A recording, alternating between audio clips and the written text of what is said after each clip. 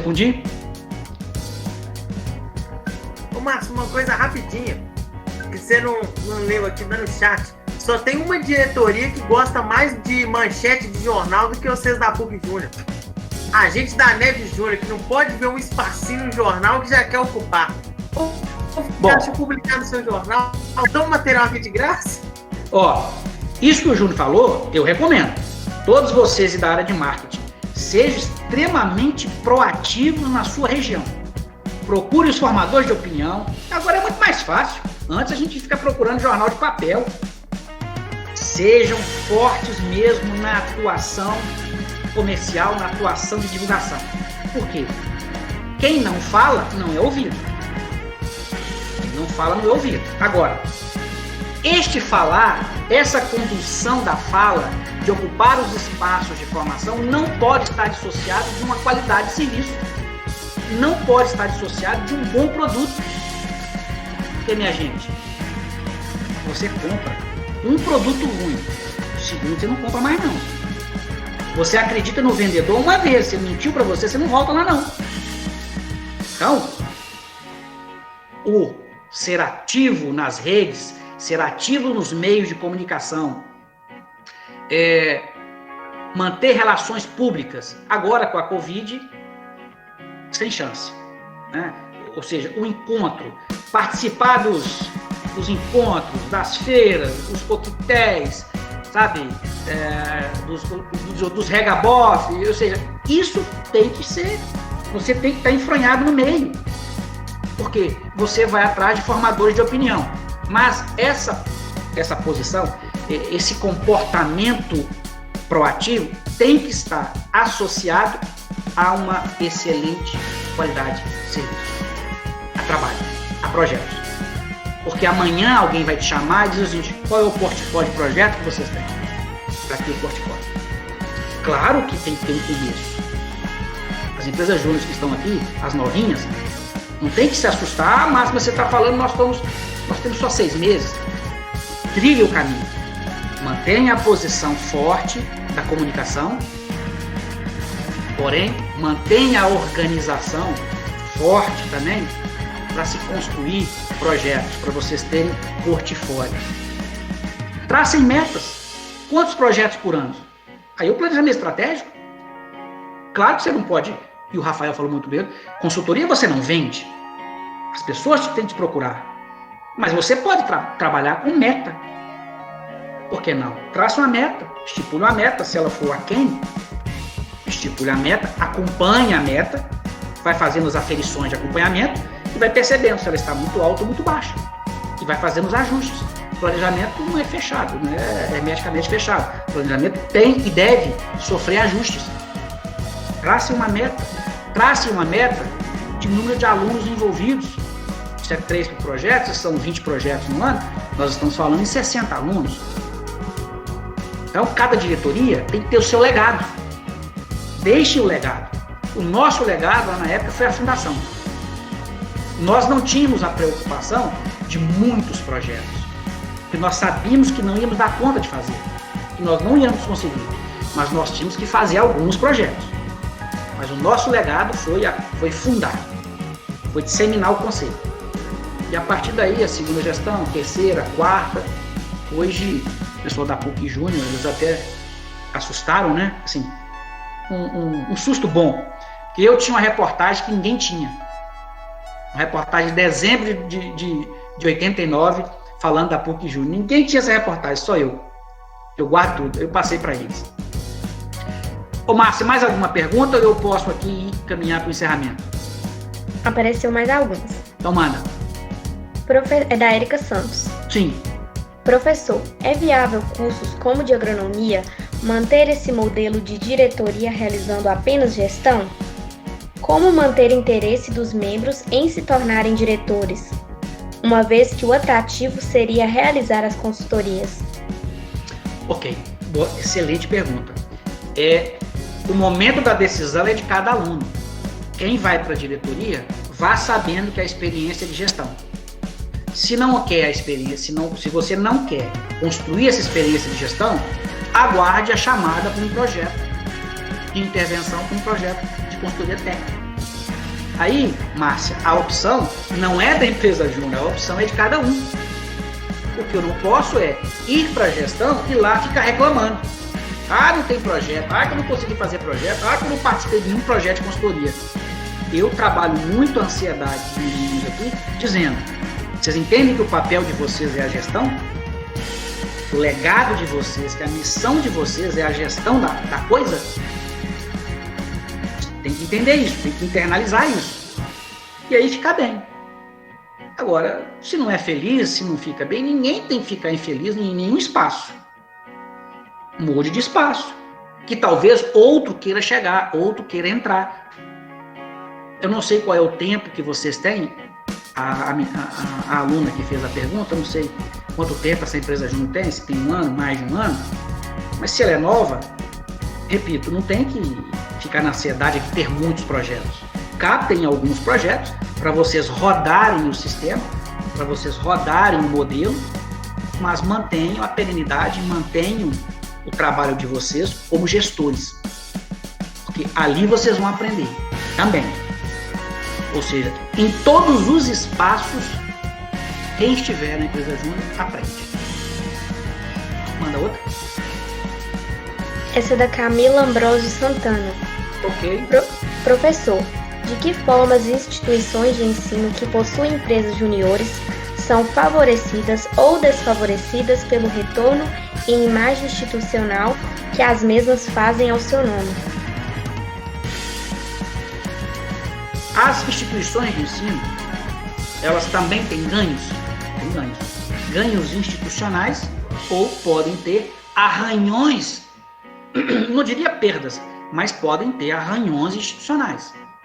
Os ganhos institucionais, quando os alunos que passam pela empresa júnior ocupam cargos no mercado de trabalho, cargos gerenciais, cargos de direção, cargos estratégicos.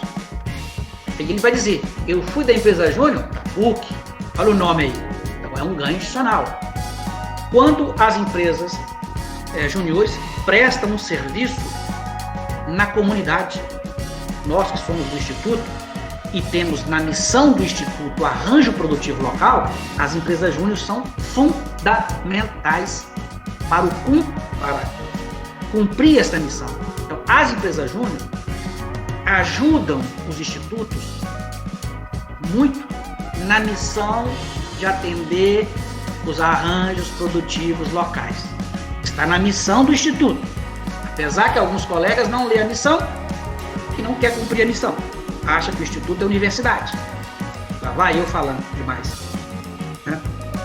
Alguns colegas acham que o Instituto é uma mini universidade. Vem da universidade com um conceito da universidade e quer empurrar no Instituto. E esquece de ler a missão. Esquece de ler a lei de 2008, que depois que passa no concurso muda tudo. Antes do concurso a posição é maravilhosa. Eu aceito, eu quero, eu topo, depois que passa no concurso, acabou. Acabou o discurso. Esquecem de ler a missão. E na missão do Instituto está lá. Trabalhar no arranjo produtivo local. Ou seja, trabalho de extensão. É pôr o pé. É pôr o pé na poeira. É pôr o pé no barro. É sair da escola. É sair do murinho da escola e adentrar na sociedade. E adentrar naquela comunidade onde você está inserida. Muitos passam por ali, enxergam a escola como uma torre de marfim. E esquecem que do lado tem uma sociedade que anseia, que nos cobra essa atuação proativa, essa atuação no arranjo produtivo local. Então, Camila, há ganhos institucionais quando os alunos que passam pelas júnior são projetados, há ganhos quando a empresa júnior atua no arranjo produtivo local, fazendo aquilo que a missão do Instituto prega. Se é missão, tem que ser cumprida. Se eu não concordo com a missão, eu proponho mudá-la ou eu não venho para cá. Eu sou muito assim, eu não concordo com essa missão. Então, para que fez concurso? Faz concurso para a universidade. Mas tem a missão. Agora também é o seguinte, pode haver perdas, vamos chamar de arranhões. Esses problemas que acontecem, nós falamos aqui, negligência, imperícia, erros, que faz com que uma notícia negativa possa sair extra-campus, aí a instituição pode arranhar, pode ser arranhada. O mesmo espaço na mídia que nós encontramos para fazer o reforço positivo, pode ter um reforço negativo. A empresa Júnior XYZ do IFMG, lá da cidade tal, quebrou, deixou de recolher os impostos. Essa é uma notícia negativa. Essa é uma agenda negativa para qualquer IES, seja privado ou público. Eu acredito que os ganhos positivos, a agenda positiva é maior do que a agenda negativa. Mas há ganhos para ambos, para a tríade. Há ganhos para a escola, há ganhos para os alunos e há ganhos para a própria empresa Júnior. Próxima pergunta. Por enquanto, essa é a última do Júnior Matheus. Como organizar ou terceirizar o setor de contabilidade da EJ? Ótimo. Então, na dica que eu dei da parte administrativa, da estruturação da empresa, diretoria executiva, conselho administrativo, conselho fiscal, essa é a parte estrutural. Nas diretorias, estruturar muito bem os regimentos internos, ou seja, quais são as atividades, quais são as, vamos dizer assim, cada diretoria é preciso deixar muito claro quais são as atribuições, para evitar o confronto de uma com a outra. E, ao mesmo tempo, as atribuições, definir as áreas de interseção de uma com a outra. Na parte estrutural, o fluxo de trabalho. É importante vocês desenharem o fluxo de trabalho. Quando começa a demanda, quando inicia a demanda, até lá no final, na entrega do relatório final. Isso é o fluxo de trabalho. O organograma, isso é de menos, mas o sistema de comunicação vertical, horizontal, então o desenho estrutural. Vamos para a área financeira. A prestação de contas, a periodicidade de prestação de contas, talvez trimestral seria um período bom. Eu sugeria trimestral. Por exemplo, os órgãos públicos fazem a prestação de contas quadrimestral, são 3 por ano. Se tem pouco movimento, pode fazer quadrimestral. Se tem muito movimento, faz trimestral. Mas é importante ter uma periodicidade de apresentação da prestação de contas, que são os relatórios fiscal, o relatório tributário, o relatório econômico, o relatório financeiro. Aí você apresenta o fluxo de caixa, você apresenta a demonstração de resultado de exercício, você apresenta a origem e aplicação de recurso. Acho que essas três peças contábeis, elas são fundamentais para uma boa prestação de contas. E transparência, publicizar. Levar o Conselho Fiscal a aprovar no Conselho de Administração e publicizar. Rede social, Instagram, Facebook, WhatsApp, parede, todos têm que saber. Por quê? Qual o motivo de não saber quanto de dinheiro entrou, onde foi aplicado, o que gastou? Então, prestação de contas. Na parte operacional, quem vai cuidar principalmente do recolhimento dos impostos.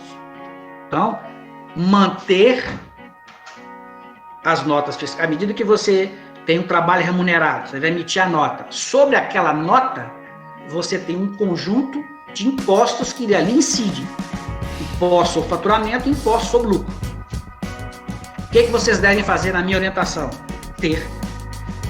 Inevitável ter um contador. Sabe? Não sei se eu li aqui direito a pergunta. Se tem uma ferramenta para fazer a gestão, se tem o Excel. Excel você pode fazer. Tem um software. Tem um software de banco de dados que faz a administração. Perfeito. Mas o mais importante é você ter a noção, você que é o diretor ou a diretora financeira, que até o dia 5 do mês você tem que recolher o ISS da cidade.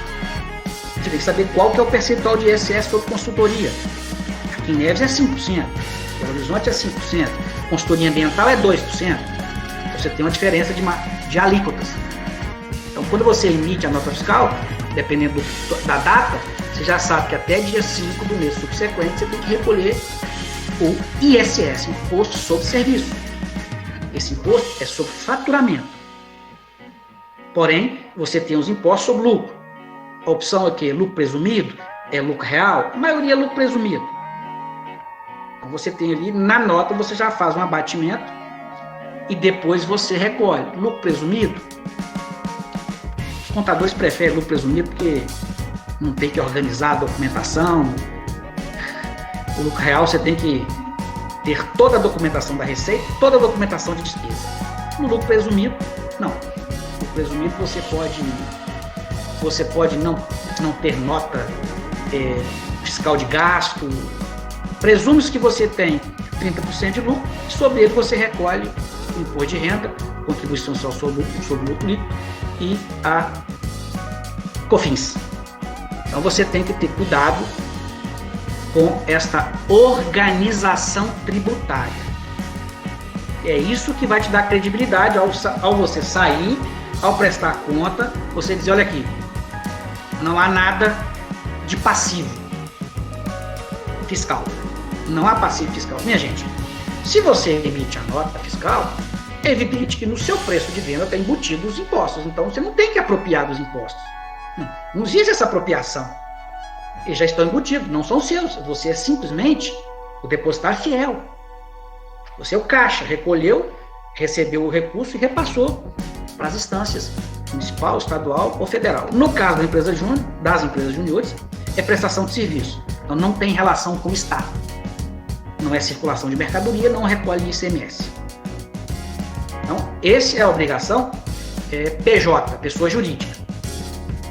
Mas a lei de 2016 criou um mecanismo que lá atrás nós não tínhamos isso, que é a proibição dos alunos que trabalham em projetos de consultoria receber. Eu não sei quem inventou isso. Eu não sei quem foi o gênio com J que inventou na lei essa proibição.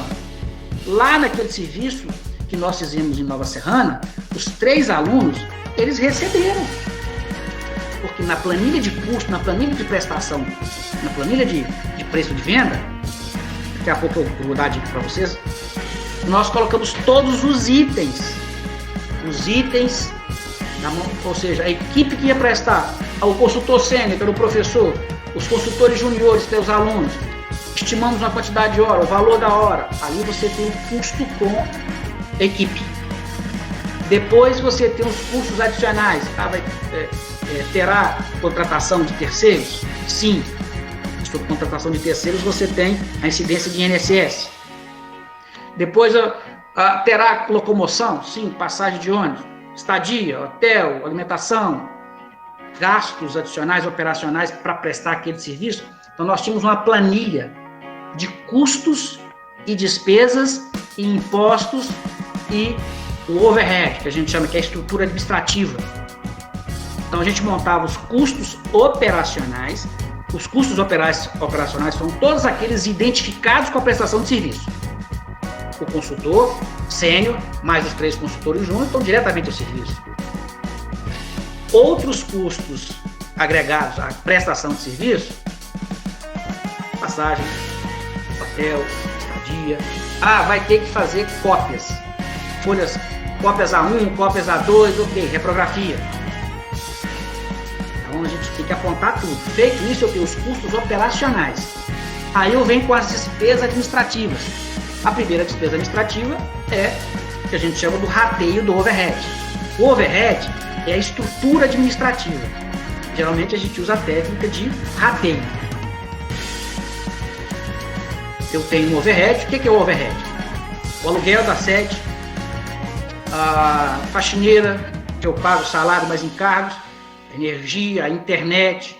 Como as empresas júnior geralmente não tem overhead, não tem essa despesa administrativa, você não rateia overhead. Mas numa empresa de consultoria padrão da iniciativa privada, você faz o rateio. Então você distribui em cada projeto de consultoria um pedaço um volume daquele custo. Você faz por rateio. Somado, aí você insere os impostos sobre faturamento, ISS é sobre faturamento, ok? E os impostos sobre lucro. Está formado o seu preço de venda. Aí você vai chegar à conclusão, falou, esse trabalho, que vai durar 3 meses, ele vai custar R$ 2.500. Porque você está trabalhando com uma hora de consultoria muito pequena, só mesmo para incentivar. Nós fazemos todo esse cálculo. E à medida que ia pagando, a nossa diretora financeira pagava os alunos e os professores por RPA, Recibo de Pagamento Autônomo. O trabalho é 3 meses, ele não tem vínculo empregatício e nem ato contínuo, não é um trabalho de continuidade, é um trabalho que tem início e fim, ele é esporádico. Então ele pode ser pago por RPA. Sobre cada RPA você tem incidência, você tem que descontar o ISS e a incidência do INSS, se a pessoa não recolhe. Geralmente não recolhe, não tem o carnê de recolhimento, então você faz o abatimento. Então ela fazia, separava as guias e mandava para o contador. Porque nós tínhamos uma assessoria de uma contabilidade. Quando o volume era muito pequenininho, nós mesmos fazíamos. Quando o volume foi crescendo, e aí já teve dinheiro no caixa, conseguimos captar recursos, e aquele dinheiro, então caixa, já era possível contratar um contador. E como negociador de empresa junto tem que ser chorão, vai no contador e chora. Chora e começa com 500, daqui a pouco ele está fazendo por 100. Tanto você chorar. Não pode chegar lá e aceitar o primeiro preço, não. Então a dica que eu dou é que nessa parte de operação financeira, tenha ali o seu melhor orientador, o seu melhor amigo, que é o contador, que vai fazer toda essa parte burocrática. E hoje tudo é eletrônico. Nota fiscal é eletrônica, a guia de recolhimento municipal ou federal, que é a DAF, a DAN municipal, é eletrônica, já é emitida eletronicamente. Você tem que enviar as informações da DIRF, tudo eletrônico, com o token.